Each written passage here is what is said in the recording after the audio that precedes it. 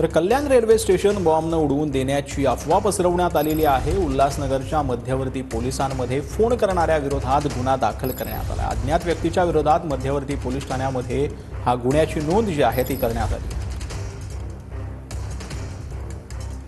1 वाजेच्या सुमारास मध्यवर्ती पोलीस स्टेशन या ठिकाणी एका अज्ञात व्यक्तीने कॉल करून सांगितलं की मी दिल्लीहून बोलतोय आणि कल्याण रेल्वे स्टेशन या ठिकाणी बॉम्ब ठेवलेला आहे आणि तो बॉम्ब उडण्याची शक्यता आहे। त्यावरून आम्ही लगेच आणि